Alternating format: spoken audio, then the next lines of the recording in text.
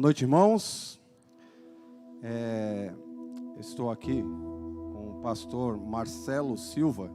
Ele foi meu professor lá no Palavra da Vida, quando eu estudei lá de 97 a 2001. E nós tivemos o privilégio de tê-lo ministrando para a gente 2 módulos nesse final de semana. Sexta-noite, hoje de manhã, ele ministrou no CTL o módulo de Teologia Bíblica de Missões. E no sábado à tarde de Teologia Sistemática 1, Teologia Própria, Doutrina de Deus. Então eu louvo a Deus, pela vida do Marcelo. Ele deu aula para mim, para a Ive, e agora ele deu aula para a Isabela. Então é assim, privilégio tê-lo aqui, E eu queria aproveitar, como a gente não sabe se ano que vem ele retorna, por causa da idade. Então a gente não sabe nunca quando um professor na idade dele pode retornar. Ele tem o privilégio de orar por nós, orar com a gente aqui pela mensagem, Apesar do Kennedy já ter pedido a Deus por isso, eu queria honrar aqui a presença do Marcelo, pedir para que ele ore com a gente. Vamos orar?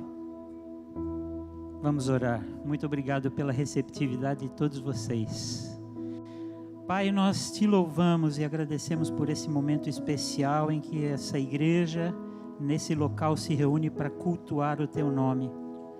Nós queremos ouvir a tua voz agora e pedimos que o Senhor use de maneira graciosa e poderosa a vida do Josué, nos ajudando a entender a tua palavra. E que o Senhor receba da nossa parte o culto que é prestado ao Senhor nesse lugar. Nossa atenção, nossa reverência, a nossa adoração, o nosso temor, Senhor. Continua essa obra bendita em nossas vidas, nos edificando e fortalecendo como teus filhos. É o que nós te pedimos em nome de Jesus. Amém. Obrigado, Marcelo. Muito bom tê-lo aqui, Ele tinha a opção de estar na igreja do Igor, a cristã evangélica. Eu falei, cara, vai lá, eu vou pregar. Tu é São Paulino, quem sabe Deus te liberta disso, Então, no final, farei um apelo, Marcelo. Se quiser entregar a tua vida e se livrar do São Paulismo. Jogou ontem. Vamos falar disso depois. Que o São Paulo ganhou do Santos ontem. Nós estamos trabalhando já há algum tempo na exposição do Evangelho de Marcos. O pastor Dário está extremamente preocupado, porque... na medida que a gente vai estudando os textos, a gente chega lá para a reunião dos pastores e ele fala assim, aí está pronto, porque hoje eu deveria pregar do 2:13 ao 3:6. E eu falei, Dário, só dá para pregar do 2:13 ao 17. Ele falou, pelo ritmo que vocês estão indo aí, lá para o Natal a gente termina o Evangelho de Marcos, Vamos tentar acelerar o processo. Mas ele me permitiu graciosamente, mais uma vez, o bom velhinho permitiu que eu pregasse em 2 partes, tá certo? Então hoje nós vamos trabalhar o 2 de 13 a 17, e aí o 2, 18 a 3:6 nós trabalharemos na semana que vem. Mas eu queria, antes de entrar nesse trecho, que inicia uma nova fase aqui na vida de Jesus, e novos eventos, novos personagens, eu queria relembrar um pouco do que já aconteceu até aqui, em termos de exposições, Eu não consigo... Ok. Só alguns slides que resumem um pouco do que foi falado até aqui. Não, esse não foi eu que preparei, não. Proprietário... Ok. Agora sim. Nós trabalhamos até aqui com o início do ministério público e terapêutico de Jesus como servo. O pastor Dário, na primeira exposição, ele mostrou o propósito do livro. Mostrar que Jesus é o servo de Deus, que vem para, na primeira parte do livro, até o capítulo 10, servir a todos, e depois, na medida que a oposição da liderança judaica começa a se tornar pública, e que ele já validou a divindade dele através de milagres, a gente viu isso em outras exposições, ele começa a se afastar um pouco desse ministério terapêutico e desse ministério de expulsar demônios e de mostrar o seu poder sobre doenças, sobre a natureza, sobre as potestades, e ele começa a focar mais na outra parte do propósito dele, de acordo com Marcos, ter vindo aqui, que seria o sacrifício do servo. Então Marcos é dividido dessa forma: o serviço do servo de Deus, Jesus Cristo, e o sacrifício do servo de Deus, Jesus Cristo. E nós vimos nessa primeira parte João Batista, obrigado, irmão, João Batista anunciando o rei que viria. Interessante que no Evangelho de Marcos nós temos tudo assim muito rápido, muito a toque de caixa, porque um dos propósitos de Marcos é mostrar muitas coisas que Jesus fez e de forma resumida, primeiro Evangelho a ser escrito, ele não se preocupa muito com o que Jesus disse, nem com quem Jesus é. Isso vai ser mais explicado e mais detalhado nos outros evangelhos, nos sinóticos, Mateus e Lucas. Lucas, o mais detalhado, o maior livro do Novo Testamento, o que mais detalha, por ser médico e por ser um camarada dotado de uma capacidade de detalhar ali na escrita. E João, como evangelho complementar, vem depois de aproximadamente 30 anos para arrematar todas as pontas que ficaram do que foi descrito por Marcos, por Lucas e por Mateus. Mateus com o propósito de falar para judeus. Mateus vai mostrar Jesus Cristo como o rei dos judeus. Marcos vai mostrar Jesus Cristo como o servo. E olha que interessante, a gente fala tanto aqui de quiasmo, e quando a gente pensa nos 4 evangelhos, nos 3 sinóticos e no complementar, a gente vê esse desenho se formando. Mateus apresentando Jesus como rei, Marcos apresentando Jesus como servo, depois a gente vê Lucas apresentando Jesus como filho do homem, o homem ideal, ali nesse meio, servo, homem. E depois vem João apresentando ele como o rei, o grande Deus, o filho de Deus. Então olha, rei, servo, homem, Deus. A gente vê esse movimento complementando a pessoa de Jesus Cristo, que é 100% Deus, 100% homem. Agora, durante o tempo dele aqui na terra, e principalmente aqui nesse relato muito rápido de Marcos, a gente vai perceber um movimento nesse ministério e algumas fases desse ministério. Por exemplo, logo depois de ser batizado, de ser anunciado por João Batista, de ser batizado, ele é levado ao deserto, onde ele é tentado. Em Marcos a gente não tem muito detalhe sobre isso. 2 versículos vão falar, ele foi levado e foi tentado. Nós vemos um paralelo muito grande na teologia paulina e na teologia de todo o Novo Testamento, do significado dessa tentação. Não é simplesmente para Jesus, eu fui lá para poder mostrar para o diabo, ou para poder... Não, tem um propósito. O paralelo de Romanos, de que Jesus é o segundo Adão, e que Jesus, ele cumpre tudo que Adão não pôde cumprir, como aquele primeiro homem perfeito ali criado, e que se nós somos descendentes de Adão e pós-queda nós temos uma maldição por termos essa culpa de Adão, Jesus Cristo, como o Deus e o homem ideal, ele vai conseguir cumprir tudo que o Adão aqui não cumpriu. Ele é superior a tudo isso. A gente vai ver isso nas cartas de Paulo também.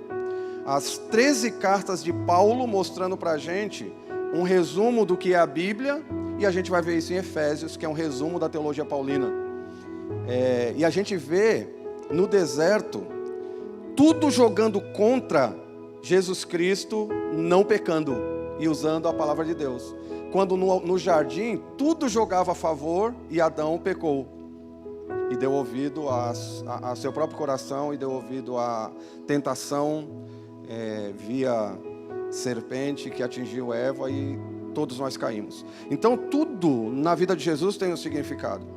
Logo depois disso, vencendo essa fase, nós vemos ele chamando os primeiros discípulos. E aqui no trecho que a gente vai trabalhar hoje, a gente vai ver o porquê que chamar esses discípulos causava tanta raiva para a liderança judaica. Por que escolher aqueles homens específicos causava tanta raiva? Que vai ser, na verdade, o motivo para esse primeiro embate. Do capítulo 1, 21 até 34, a gente vai ver Jesus validando sua divindade através de um ministério terapêutico, através de um ministério de curas e expulsando demônios. Agora, lembrando aqui, isso já foi dito aqui nas mensagens, Jesus não veio aqui para se vender como um curandeiro, nem como um exorcista. Então, qual o motivo de Jesus curar tantas pessoas, de Jesus expulsar tantos demônios, de Jesus fazer tantos milagres? E quando a gente olha no Evangelho de Marcos, por ele ser bem resumido e tudo está assim tão próximo, a gente pode perceber, se você tiver uma Bíblia NVI como a minha, você abre assim, você vê isso nesses relatos, numa olhada só. Jesus cura pessoas. Ele está falando o quê? Eu tenho poder sobre a doença. Ele expulsa demônios. Ele está dizendo o quê com isso? Ele está validando o seu poder divino. Eu tenho poder sobre os demônios. Então ele já começa a mostrar aqui que tudo que ele faz é para validar o seu ministério como servo, mas também como sacrifício. Ele é 100% homem, mas ele é 100% Deus. E tudo isso vai provar essa divindade. Então a gente tem um trecho grande aqui de Jesus curando pessoas, expulsando demônios. Logo depois disso, nós temos já na última mensagem, se não me engano, o Jandro já falou sobre isso, Jesus se retirando para orar. E ele sozinho vai orar, e é interessante que os discípulos vão procurá-lo e falam assim, as multidões estão te procurando. Procurando para quê? Para que ele curasse mais pessoas, expulsasse mais demônios. Para que ele mostrasse os seus milagres. Não necessariamente porque eles já reconheciam ele como Deus. Isso vai acontecer na progressão dessa autorrevelação de Deus no Evangelho. Aliás, é por isso que muitas vezes ele falava assim, te curei, mas não fala para ninguém. Não fala nada sobre isso, fica calado. Por quê? Não era chegado o momento. Tudo na vida de Jesus tem um tempo, tem um momento. Ele é o Deus encarnado que veio para cumprir a agenda divina no tempo dele. E outra, ele não queria se vender como curandeiro e exorcista. Não quero que minha fama chegue só por isso. Tá certo? Ele sai para orar. Essa oração demonstra o quê? Na última mensagem nós vimos. Dependência de Deus. O homem ideal, o rei, o Deus, o servo, como ele é 100% Deus, mas também 100% homem, ele demonstra, eu dependo do meu Pai, eu oro, eu peço. E ele também mostra nesse trecho o seu senso de missão. Eu não vim aqui, porque quando os discípulos chegam, falam, todos te procuram, nas entrelinhas, para que você continue curando e expulsando demônios. Ele fala, eu não vim aqui só para isso, ou para isso prioritariamente. Vamos para os povoados, porque eu preciso fazer o que eu vim fazer, pregar o Evangelho. Ele pregava validando. Então, os milagres de Jesus não aconteceram por acaso. Eles aconteceram para validar o ministério de um homem divino. 100% Deus, 100% homem. Ele vai contra todas as leis da natureza, ele faz o que o Pai permite, mas com o seu poder divino, por ser 100% Deus, 100% homem. Mas ele ora. E ele pede a Deus que mantenha não nessa oração específica, a missão em foco, até para os discípulos, a gente vê em outras orações. A gente não sabe o teor dessa oração, nós chegamos à conclusão no nosso estudo ali com os pastores que isso demonstra dependência. Ele saiu para orar, ele depende de Deus. Mas isso também reforça uma coisa que nós ficamos imaginando. Espera aí, isso aqui prova a dependência, mas mostra que o foco da missão vem dessa dependência. E ele sai dali com essa missão focada. Nós vimos algo interessante. Além dele mostrar que ele é Deus e ele expulsa demônios porque ele tem poder sobre os demônios, que ele cura pessoas porque ele tem poder sobre a doença. Ele cura um determinado cara que era leproso e ele fala assim, vai lá e se apresenta ao sacerdote para poder cumprir os rituais judaicos e você vai oferecer a oferta devida para uma purificação da lepra. Esse trecho mostra duas verdades. Primeiro, que ele veio também para os excluídos. Um fariseu, que é um personagem que a gente já vai detalhar, ele nunca chegaria perto. Aliás, existiam leis que diziam que o leproso tinha que ser jogado para fora. Pior que um cara com coronavírus que espirrasse na sua frente, né? Hoje eu postei um negócio interessante. Antes, quando as pessoas espirravam perto da gente falava saúde. Hoje, se alguém espirra, a gente fala, corre, nego. Sai correndo que coronavírus está aí. Jesus não estava preocupado com isso, ele foi para o leproso e curou. Mas, ele diz, vá lá e se apresenta ao sacerdote. Por que isso? Tudo na Bíblia tem um motivo, e no ministério de Jesus também. Porque ele sendo, validando esse ministério divino, em algum momento ele ia se auto-revelar de uma forma tão pública, que ele ia falar, olha, eu sou Deus. Isso vai acontecer no trecho que nós vimos na semana passada. Ele diz assim, ó, vai lá e cumpre a lei. Por quê? Porque o Filho de Deus cumpre a lei. Olha, eu tenho poder sobre as doenças. Eu tenho poder sobre os demônios. Eu tenho poder sobre a natureza. Nos outros evangelhos mostra isso. Mas também eu tenho poder para cumprir a lei. E aí chega na mensagem da semana passada. Quando ele vai lá e cura um outro camarada, o paralítico, né? O Gildásio até sugeriu que o Jandro usasse uma ilustração que eu usei uma vez aqui, tentando identificar os amigos do paralítico. Se aqueles 4 amigos do paralítico, que levou esse paralítico, né, para Jesus, fossem flamenguistas, né? Como é que eles agiriam? Eles puxariam a arma e abririam caminho a tiro, né? Se fossem corintianos, iam passar roubando a carteira de todo mundo. Aí eu fui fazer essa brincadeira no acampamento e minha filha corintiana estava lá. Eu falei, e se fossem santistas? Ela falou, santista não tem 4. Aí não seriam os amigos que carregariam o aleijado, né? Por que esse fato dele curar mais um aleijado? Ele já tinha feito tantas coisas. Por que o fato de curar um aleijado causou tanta raiva? Porque antes de curar ele fala o quê? Perdoados estão os teus pecados. Os fariseus, que são esses caras que a gente vai trabalhar aqui, essa controvérsia de Jesus no trecho de hoje, eles pulam e dão um salto e eles falam assim, espera aí, para um pouquinho, deixa eu ver se eu entendi. Você está dizendo que você é Deus? É isso? Na verdade eles não falam, eles pensam. E Jesus demonstra a divindade com a sua onisciência. Ele fala, o que vocês estão pensando aí, o que vocês estão arrazoando nos corações, o que vocês acham mais fácil? Falar perdoados são os seus pecados? Ou levanta-te, pega a sua maca e vai para casa? Quando Jesus mostra que ele é poderoso acima de doenças, acima de demônios, acima da lei, até aí ainda não existia um embate público. Os fariseus até suportavam. Quando ele fala, em outras palavras, eu sou Deus, perdoados estão os seus pecados, aí os caras apareceram. E hoje, nesse primeiro embate, a gente chama de primeiro round, porque é uma luta que vai ter aqui alguns rounds, na semana que vem a gente vai ver mais 2. O round do tradicionalismo do jejum, os mesmos personagens, e o round do problema do sábado, que era uma tradição criada por esses camaradas. Então nós pensamos o seguinte, nesse primeiro round, definir quem são esses personagens, porque o restante dos evangelhos vai ser Jesus deixando o ministério terapêutico e público, e sendo agora cada vez mais perseguido por essa liderança judaica, e se dedicando cada vez mais aos 12, e depois aos 3, até o momento da sua morte e ressurreição. Saber quem são esses personagens descritos a partir daqui é determinante para a gente entender a gravidade das discussões e as provocações mútuas que aconteciam. Eles provocavam e Jesus os provocava também.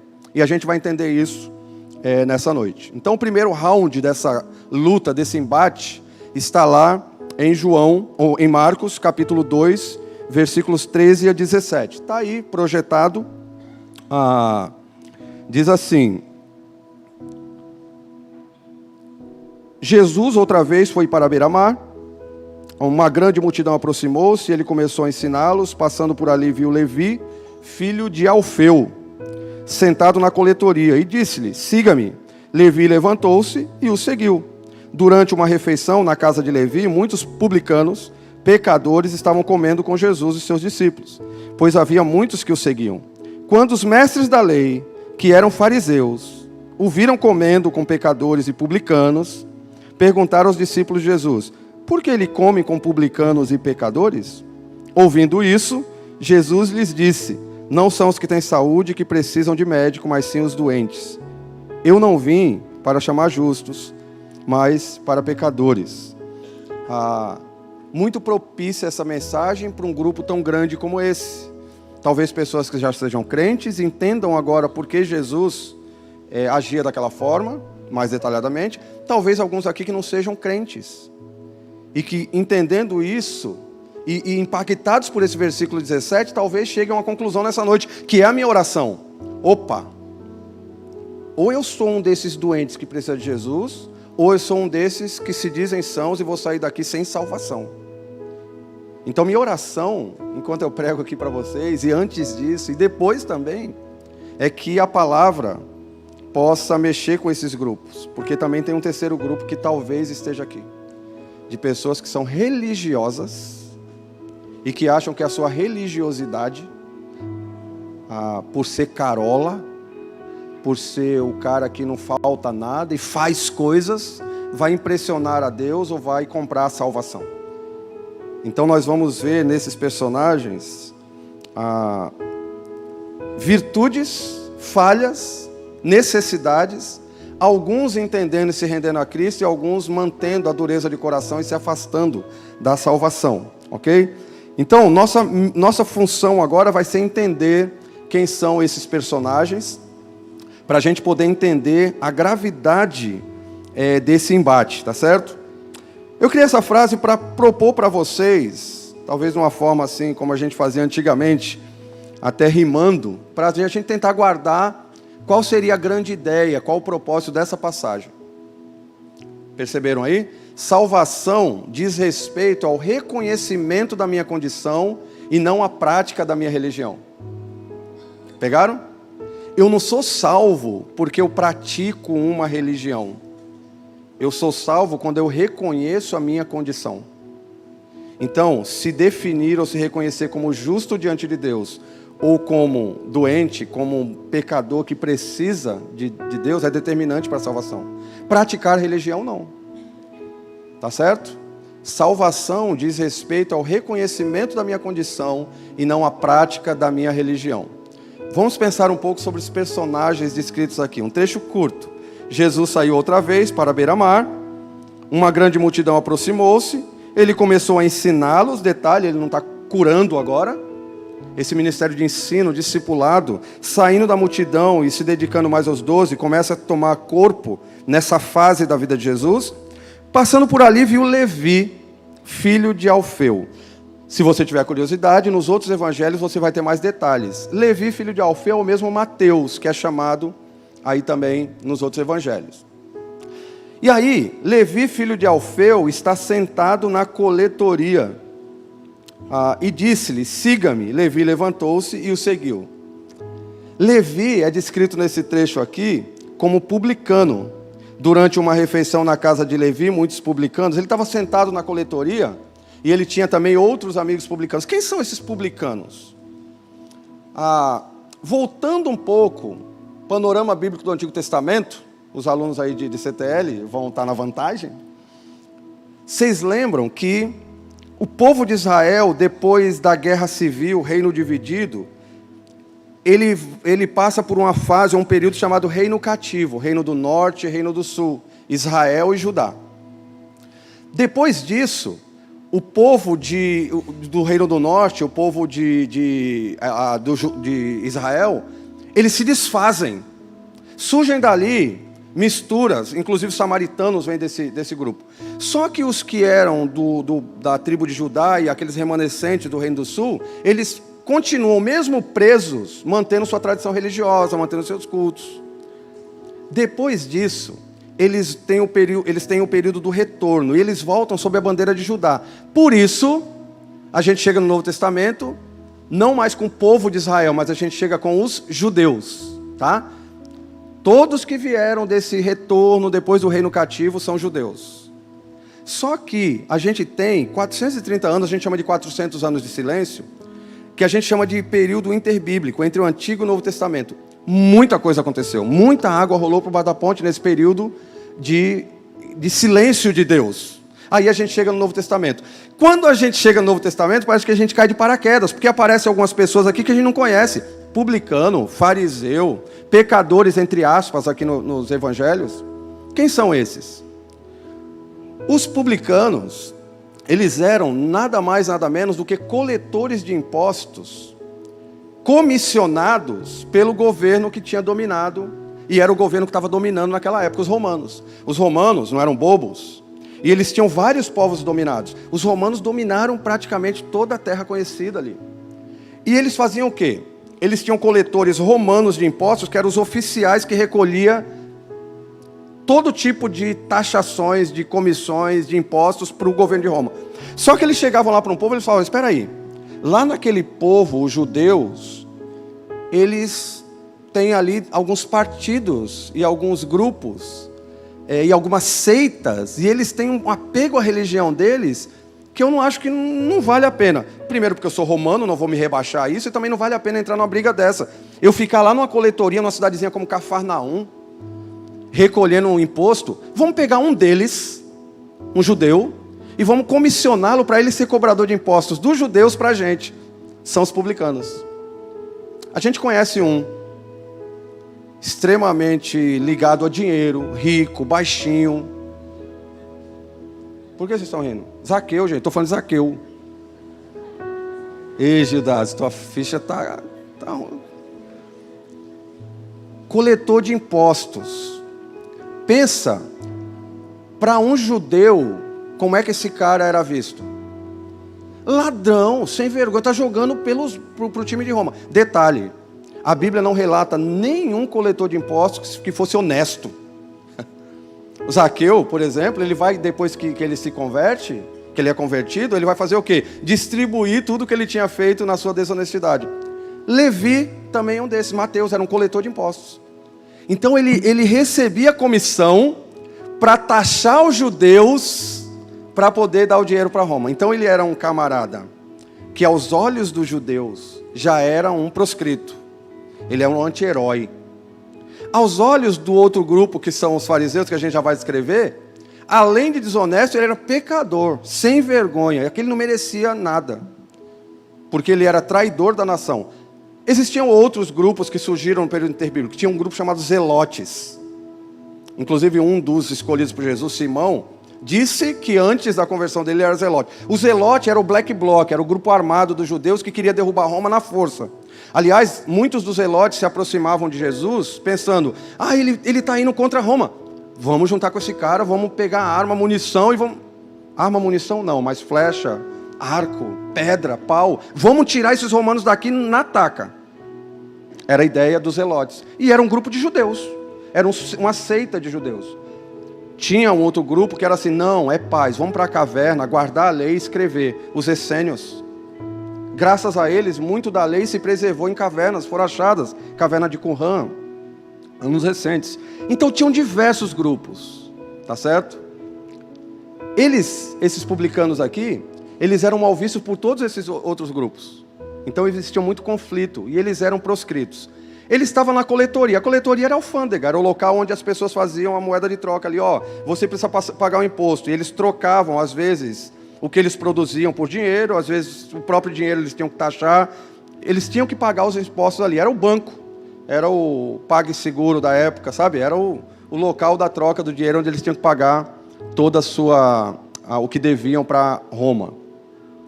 Pecadores, é citado aqui, que Jesus, no versículo 15, durante uma refeição na casa de Levi, muitos publicanos e pecadores.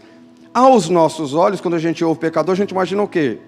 Um pessoal que fica pecando por aí, pessoal da ralé, prostitutas, bandidos. Pecadores, aqui, nesse contexto, descrito e principalmente acusado pelos fariseus, eram todos aqueles que não cumpriam a lei que os fariseus tinham criado. Eu vou explicar que lei é essa. Então, não cumpriu o que a gente escreveu, pecador. Necessariamente ele nem precisava estar cumprindo ou fazendo algum pecado, não, mas não cumpriu a lei que eles tinham determinado de como deveria ser cumprida. Jesus, ele critica toda essa galera. Esses dois aqui, eu esqueci de descrever esses dois. Calma aí, mestres da lei e fariseus, senão não vai fazer sentido. Antes de apresentar essa crítica. Quem eram os mestres da lei? Os escribas, em outros relatos bíblicos. Na verdade, eles surgiram já no Antigo Testamento. Esdras era um escriba. Imagina um secretário, um cara que pode registrar um contador, mas normalmente um cara que copiava a lei, guardava a lei e explicava a lei, Esdras.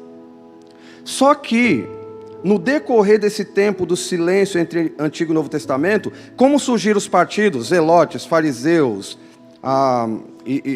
saduceus que brigavam contra os fariseus, eles não acreditavam em algumas coisas que os fariseus acreditavam. Surgem Já existiam esses copistas, esses mestres da lei.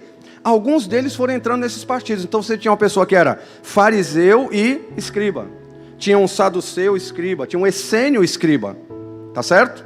Então nós temos escribas como copiadores da lei, copistas da lei, que explicavam. Por isso no Novo Testamento eles são descritos como mestres da lei. Eles explicavam a lei, eles interpretavam a lei. Tá certo? Quase que um paralelo como os líderes da igreja, hoje os pastores. Eles olham a Bíblia, interpretam e ensinam, preservam. A ideia é essa. O problema é que esses camaradas, junto com os fariseus, surgiram com a motivação correta. Nós não queremos que os romanos acabem com a nossa religião, o judaísmo. Então nós vamos preservar a lei. Só que eles agiram igual uns camaradas engravatados que a gente conhece em Brasília. Você chega em Brasília, você vai falar sobre a lei áurea brasileira, sobre Constituição. A Constituição não diz assim, todos são iguais perante a lei? Não é isso? Só que os políticos são mais iguais que os outros. Todos são presos em flagrante, mas existe a imunidade parlamentar. Todos têm que ter 30 dias de férias ali, se tiver 30. Não, nós podemos ter 90 ou... Vocês entendem? Os fariseus eles foram criando uma lei paralela, um regimento interno farisaico que era a interpretação deles do que era a lei. Isso faz sentido agora porque Jesus combate eles. Por que Jesus vai brigar ou vai combater quem estava preservando a lei? Não é porque eles estavam preservando a lei. Eles criaram leis paralelas. Eles criaram para benefício próprio às vezes. Exageraram na dose, na interpretação e de forma errada. Agora eles eram tão arrogantes que eles estavam discutindo com o autor da lei, Jesus. E às vezes eles falavam, não, você não sabe o que você está falando, mas eu que escrevi. Não, você não sabe, eu sou Deus. Não, você não sabe. Você está interpretando errado o que você escreveu, em outras palavras. Esses eram os fariseus. Então eles eram a liderança judaica, eles tinham na sua fala, nós queremos preservar a lei e fazer com que todos sejam próximos de Deus. Mas na prática, eles tinham uma lei paralela, diferente da lei que Deus tinha estabelecido. Jesus é Deus, ele vem e ele vai bater de frente com quem? Com esses camaradas. Faz sentido agora por que eles perseguiam tanto Jesus? Não é por acaso.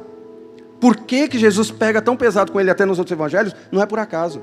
Eles levaram o povo para longe de Deus em nome de Deus. Temos paralelos hoje? Temos. Pessoas que abrem a Bíblia, distorcem, ensinam besteira e levam pessoas para longe de Deus com a Bíblia, em nome da Bíblia, em nome de Deus. Só é ligar a TV, não precisa nem mudar o canal, uma hora vai aparecer um desses. Entra no YouTube, não precisa procurar, uma hora vai aparecer um desses.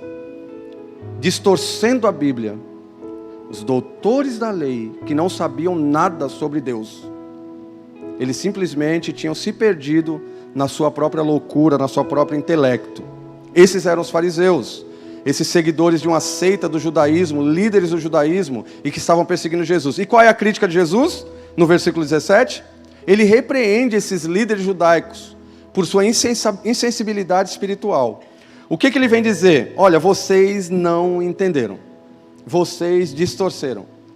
Vocês com essa justiça própria, essa autojustificação, vocês esqueceram que vocês precisam da graça, do evangelho, de mim. Mas vocês nem me reconhecem. Então é esse o embate. Agora isso toma corpo. Agora mostra o porquê de toda essa perseguição. Por que eles queriam levar Jesus para a cruz? Por que eles pulavam dessa altura quando Jesus dizia, perdoados estão os seus pecados? Por que Jesus curava no sábado? Por que Jesus não jejuava com os discípulos? É o que a gente vai ver semana que vem. Faz sentido para vocês? Olha qual é a crítica de Jesus. Porque ele come com publicanos e pecadores, isso aqui são os fariseus dizendo. Por que ele está comendo com desonestos, ladrões que jogam por Roma e com pessoas que não obedecem à lei? É isso que eles estão perguntando. Aí olha o que Jesus responde, mas aí é na lata. Se Jesus deixou alguma dúvida, na hora que ele fala assim, o que é mais fácil, perdoar pecado ou curar, ou mandar ele levantar? Aqui é na lata. Ele vem e diz assim, não são os que têm saúde que precisam de médico, mas sim os doentes. Eu não vim para chamar justos, mas pecadores. Aqui surge a figura que o Dário me chamou a atenção do anti-herói. Jesus escolhe anti-heróis, porque aos olhos liderança judaica dos fariseus, eles eram os heróis. E Jesus fala, não, você se acha Batman, mas você na verdade é um coringa. Jesus não falou isso, tá? Jesus não falou isso. Os adolescentes talvez faça sentido. Vocês estão se achando demais, achando que são justos. Agora, o publicano se reconhece como pecador. Ele largou e me seguiu. Os que são pecadores aos seus olhos estão vindo aqui. Estão aqui de boa comendo comigo e me ouvindo. Agora vocês que são religiosos, que se dizem guardadores da lei, que fazem coisas, que não fazem coisas em nome de Deus, vocês não entenderam. Detalhe, esse trecho narrado em Lucas, que é extremamente minucioso, ele cita um trecho, e se Lucas citou Jesus falou isso, Marcos não está preocupado com o que Jesus falou aqui nesse momento. Ele cita Oséias 6,6, misericórdia quero, não holocaustos. Isso foi, se falar, eu não vim para chamar justos, mas pecadores, foi um soco, nesse primeiro round, agora ele pegou ali, talvez, aquele gancho, direto aqui, ó, na titela, sabe? Ei, vocês, pessoas como vocês, levou o povo de Israel no Antigo Testamento a fazer o que fizeram e a se desfazerem como nação. Os fariseus conheciam o Antigo Testamento, conheciam Oséias. Quando Jesus usa isso pelo relato de Lucas, para eles, vocês acham que eles falaram, Senhor, agora sim o Senhor provou para a gente que nós somos pecadores, nos arrependemos. Aí é que a raiva parece que aumenta. E esse camarada aí vai acabar com todo o nosso sisteminha. Esse camarada aí é perigoso. Então, a partir daqui você vai ver em todo o restante do Evangelho de Marcos, esses camaradas perseguindo Jesus. Eu citei aqui só como citação, Mateus 12,7, quando ele cita Oséias 6,6, além de Lucas. Lucas 14,27, Jesus aproveita a refeição com fariseus para ensinar sobre salvação. Interessante que em Lucas diz que Jesus vai almoçar, ou vai ter uma refeição com o fariseu, e ele puxa a conversa, ele fala, o que você acha de curar pessoas no sábado? Parece que Jesus também gostava de causar, né? Ele vai ensinar na sinagoga no sábado e cura alguém. Ele sabe que os fariseus ali estão pensando que ele está querendo dizer que é Deus, ele vai e fala, perdoado estão seus pecados. Mas ele pode, ele é Deus.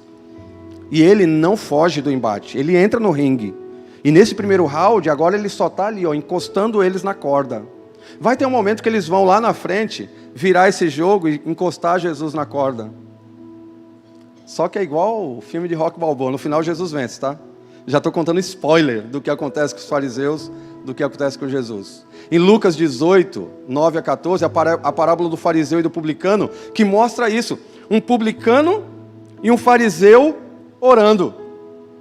E o publicano ora assim, Senhor, tem misericórdia de mim porque eu sou pecador. Sabe como o fariseu ora?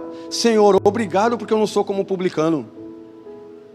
Senhor, obrigado porque eu não sou como essa ralé. Esses aí eram os camaradas que estavam lutando agora contra, ou com Jesus ali, né? Lucas 19, 1 a 10, Jesus chama Zaqueu. Então não foi uma vez só que ele fez isso, chamar um publicano para divinamente provocar essa ira e mostrar essa podridão dos fariseus. Com os poucos minutos que nos restam, eu queria pensar um pouquinho sobre algumas implicações para a gente e algumas aplicações. Eu não estou com tanta pressa, porque semana que vem a gente vai continuar nesse trecho. Agora que vocês entenderam o contexto de quem são os personagens, vai fazer sentido para vocês por que essa briga é narrada sobre jejum e sobre sábado, em todos os evangelhos. Implicações, pensem comigo. O ministério de ensino do servo, o discipulado de Jesus, começa a tomar o lugar do ministério terapêutico, de validação. Ele já validou demais, e agora ele vai começar a ensinar e se dedicar aos seus discípulos. Porque ele não veio só para curar, ele não veio só para expulsar demônios, ele veio para cumprir sua missão, pregar o evangelho e deixar outros preparados para pregar o evangelho. Isso é o discipulado. Evangelismo, integração, maturação e multiplicação. Esse é o processo que ele deixa e cita lá na grande comissão.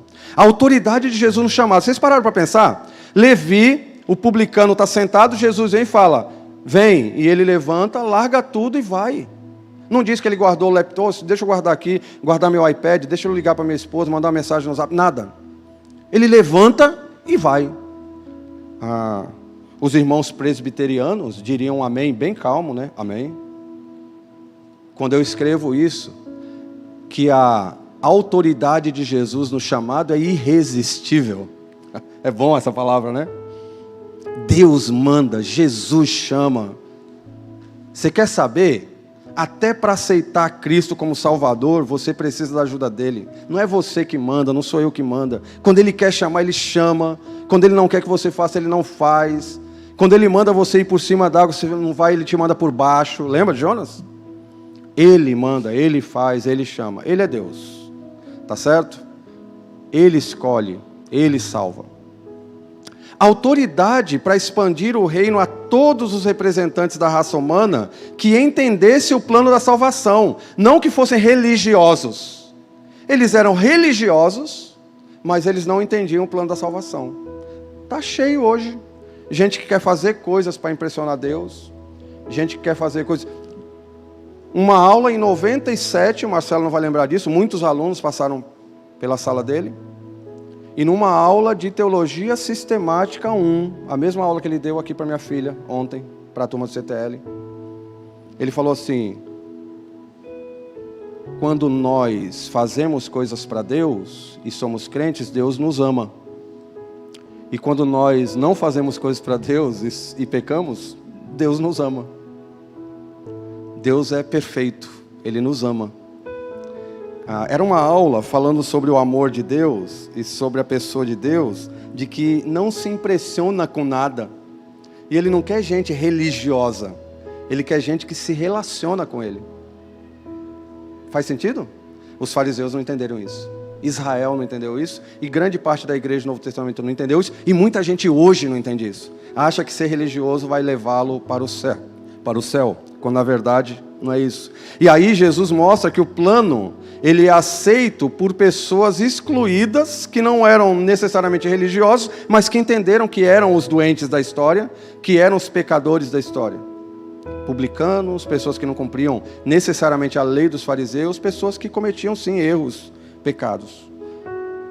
Talvez muitos assim aqui, que se apoiam na religião, que acham que fazer coisas, estar aqui, o jeito com que faça com que você ganhe ponto diante de Deus.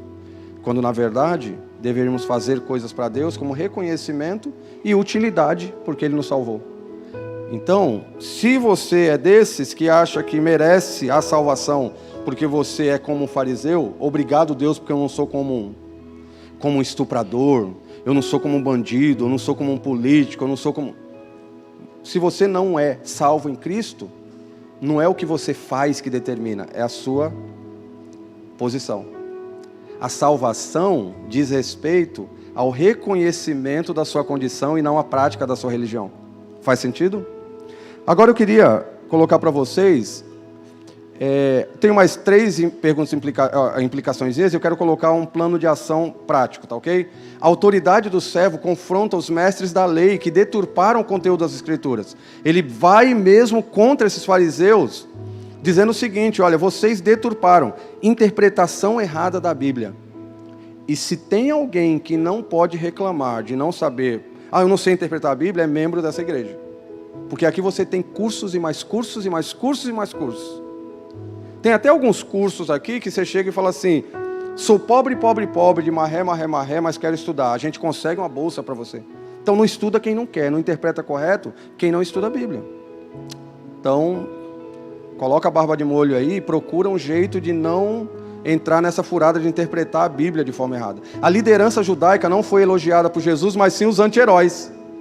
Publicanos, pecadores. Os que se achavam heróis, Jesus rapidinho tirou a capa deles. Vocês não são heróis, vocês são os bandidos da história. Os heróis são esses que vocês estão acusando e que estão reconhecendo que são bandidos, que eram bandidos, mas que precisam de mim. A autoridade do servo aponta para o plano da salvação pela graça, em contraste com a religiosidade vazia. Então, quando ele diz que o reino dele, que é o tema da Bíblia, o reino de Deus, quando ele mostra isso, Ele está dizendo, olha, só faz parte desse reino quem entende quem eu sou, entende quem essa pessoa é e como é que funciona para mudar de posição, não de prática, tá ok? Um plano de ação para você que é crente, pensa aí comigo. Olha só algumas ideias. Eu queria, antes da gente orar e cantar uma canção aqui, eu queria que você pensasse o seguinte: se você que é crente se encaixa em alguns desses itens colocados aí, 1, 2, 5 itens, na medida que você lê, porque você começa assim, olha lá a aplicação como é.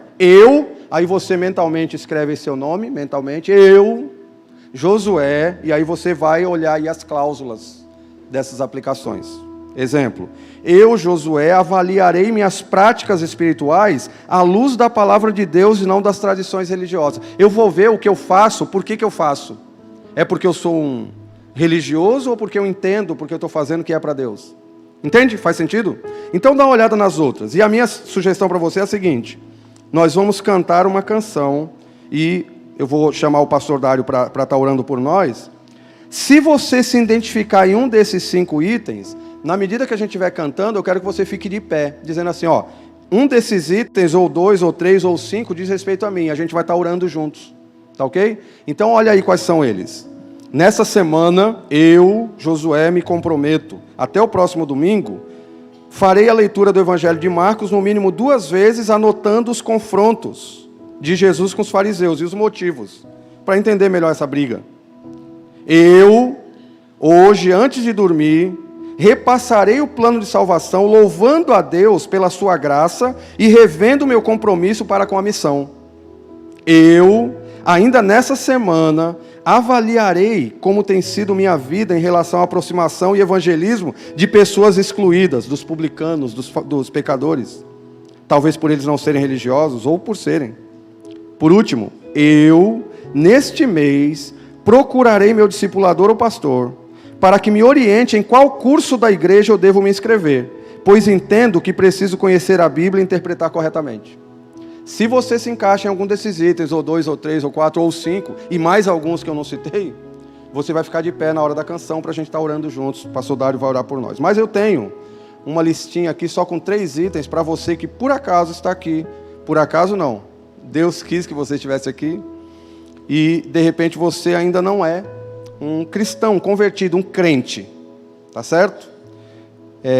Eu queria sugerir para você o seguinte: me responda. Avaliar sua condição diante de Deus. Você passa pelos critérios de salvação descritos pela graça do Evangelho? Ou você se apoia que você vai para o céu porque você é bonzinho, porque você é religioso? Você tem medo de entregar a vida a Cristo porque você acha que isso vai te tornar religioso? Você não entendeu o Evangelho. Segundo, confessar que até hoje você se apoiou na sua religiosidade ou na falta dela e não se entregou a Jesus. Que esse é o motivo. E terceiro, orar e entregar sua vida para Jesus, como Mateus, Levi, que abandonou sua antiga vida na coletoria e a partir de então teve uma nova vida, vida eterna com Jesus Cristo.